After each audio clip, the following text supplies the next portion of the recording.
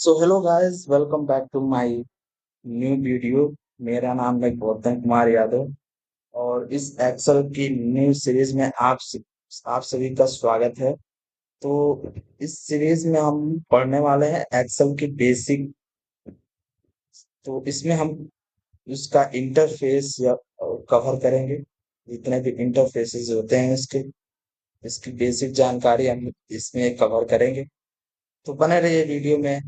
अब चलते हैं, लेट्स गो। अब मैं अपने एक्सेल को ओपन करता हूँ। देखो भाई, सबसे पहले तो यहाँ पे देखो, इसको बोला जाता है एक्सेल का वर्कबुक। अब इसको वर्कबुक क्यों बोला गया?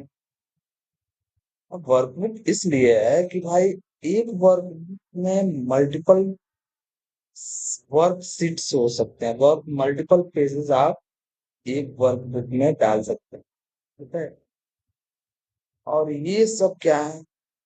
ये सब बने बनाए टेम्पलेट्स आपको मिल जाते हैं। अगर आपको ज्यादा मेहनत करने की जरूरत नहीं है किसी चीज में। अगर आप सेल्स रिपोर्ट देखना चाहते हैं तो इस टेम्पलेट का यूज कर सकते हैं। सेल्स रिपोर्ट बनाना चाहते हैं, बिलिंग स्टेटमेंट बनाना चाहते हैं तो इस टेम्पलेट का यूज कर सकते हैं। ब्लड प्रेशर ट्रैकर, इसी तरह से कई सारे टेम्पलेट्स इसमें पहले से ही दिए गए हैं, जो आपको ज्यादा मेहनत करने करने की जरूरत नहीं है। इन सब टेम्पलेट्स का यूज करके आप अपना काम कर सकते हैं, और वो भी फ्री है ये सारे टेम्पलेट। इनको मैं ओपन करके दिखा देता हूँ। ये देखिए, पहले से ही बना बनाया टेम्पलेट है ही, उसकी हेल्प आप ले। इसके बाद यहाँ देखिए, यहाँ पे आपको बहुत सारे ऑप्शंस दिख रहे होंगे। ये सारे ऑप्शन, यहाँ पे न्यू का ऑप्शन है। यहाँ पे न्यू आप पेज ओपन कर सकते हैं। यहाँ से ओपन फ्रॉम फाइल, आप अपने फाइल से जो भी पेज ओपन करना चाहते हैं या फिर आपने कोई भी पहले से सेव रखा है उसको आप ओपन करना चाहते हैं तो यहाँ से ओपन कर सकते हैं। यहाँ से आप जो भी आपने काम किया उसको शेयर कर सकते हैं, अपने एक्सेल वर्कबुक को शेयर कर सकते हैं। यहाँ पे सेव का ऑप्शन दिया हुआ है, आप फाइल को सेव कर सकते हैं। आप करंट डायरेक्टरी में, करंट फाइल में आपको सेव करना हो तो इससे सेव कर सकते हैं। अगर अनदर फाइल में सेव करना हो या फिर कोई फाइल आपको न्यू क्रिएट करके उसमें सेव करना हो तो आप सेव एज का यूज कर सकते हैं।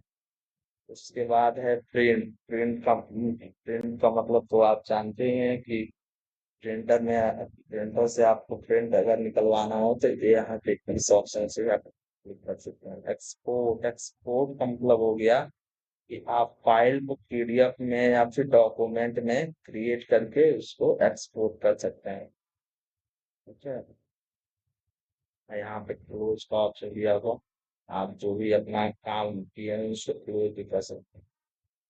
सो ये जो आपको इंटरफेस दिख रहा है, इस इंटरफेस को बोला जाता है एक्सेल वर्कशीट। एक्सेल वर्कशीट क्या बोला जाता है? Excel worksheet. और एक एक्सेल वर्कबुक में मल्टीपल एक्सेल वर्कशीट हो सकते हैं, एक्सेल मल्टीपल पेजेस हो सकते हैं। एक्सेल, इसी को बोला जाता है एक्सेल वर्कशीट। यहाँ से आप मल्टीपल पेजेस को ऐड कर सकते हैं। 1 2 3 4 5, ये सीरीज में नहीं है, इसको डिलीट भी कर सकते हैं। यहाँ से आपको राइट क्लिक करना होगा कर्सर का, यहाँ से आप डिलीट भी कर सकते हैं इसको, इस शीट को डिलीट करना है। यहाँ पे जो सबसे टॉप पे आपको दिख रहा है, ये जो इन सबको बोला जाता है टाइटल बार। क्या बोला जाता है? Title bar. टाइटल बार में आपको क्या क्या देखने को मिलता है? सबसे पहले तो यहाँ आपको देखने को मिलेगा वर्कशीट का नेम। इसको आप रीनेम भी कर सकते हैं। आप यहाँ यहाँ से रीनेम भी कर सकते हैं इस चीज को। पहले से यहाँ पे क्लिक करने के बाद से यहाँ पे रीनेम करके आप सेव भी कर सकते हैं। तो इसका नाम आप चेंज भी कर सकते हैं। यहाँ पे आपको दिख जाएगा customize quick access toolbar. यहाँ पे कस्टमाइज टू एक्सेस, इसको अंडो रीडो हो गया, फिर सेव करने का ऑप्शन हो गया ऑटो सेव। ऑटो सेव का ऑप्शन यहाँ पे दिया हुआ है। अगर आप कोई काम कर रहे हैं एक्सेल वर्कशीट पे और आप उस काम को सेव करना भूल गए, उस वर्कशीट को सेव करना भूल गए, तो ऑटो सेव जब आपका ऑन रहेगा ना, तो वो जो सीट है वो ऑटोमेटिकली सेव हो जाएगा। ठीक है। अब उसके टाइटल बार के जस्ट नीचे जो होता है उसको बोला जाता है रिबन। क्या बोला जाता है? रिबन, जिसमें आपको फाइल, इंसर्ट, पेज लेआउट, इन सबको क्या बोला जाता है? रिबन बोला जाता है। रिबन के जो जस्ट नीचे जो होता है ना, इन सबको बोला जाता है रिबन का ग्रुप। क्या बोला जाता है? Ribbon groups. रिबन ग्रुप्स मतलब जैसे कि क्लिप बोर्ड हो गया, फॉन्ट हो गया, अलाइनमेंट हो गया, नंबर्स हो गए, स्टाइल हो गया, सेल हो गया, एडिटिंग हो गया।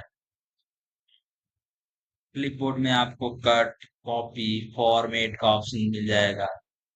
फॉन्ट में आप बोल्ड कर सकते हैं, मतलब बोल्ड किसी भी अक्षर को मोटा कर सकते हैं, इटैलिक कर सकते हैं, अंडरलाइन कर सकते हैं, बॉर्डर वगैरह दे सकते हैं।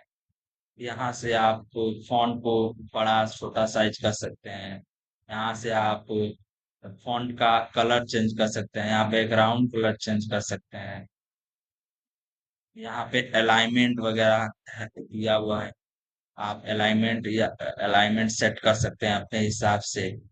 यहाँ पे मर्ज सेंटर मतलब कोई भी अगर अगर यहाँ पे दो सेल है, दो सेल, सपोज हमने दो सेल, अब इन सेल के अंदर ये जो लाइन है, हमें इनको मतलब नहीं, इन लाइन को हटाना है, तो यहाँ से आप मर्ज सेंटर ऑप्शन पर जब आप क्लिक करेंगे, यहाँ पे मर्ज सेंटर, तो ये सारे लाइन हट जाएंगे। आप यहाँ पे कोई भी हेडिंग वगैरह दे सकते हैं, यहाँ पे कुछ भी लिख सकते हैं, उसको अपने हिसाब से एडिटिंग कर सकते हैं। ठीक है।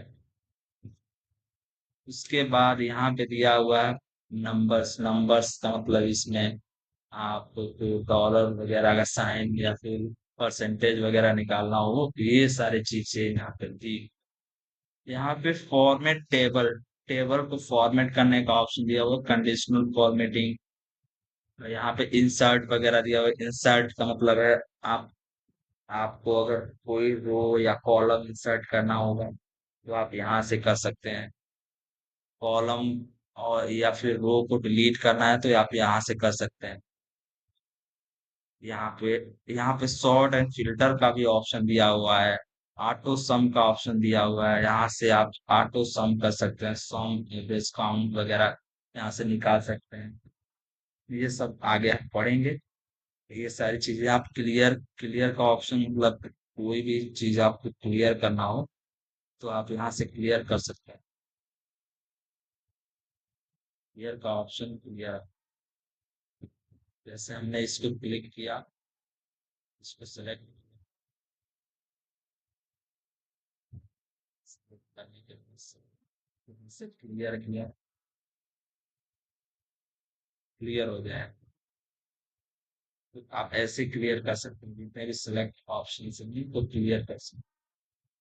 ठीक है। यहाँ सेलेक्ट एंड फाइंड, यहाँ पे आपको अगर किसी किसी किसी भी वर्ड का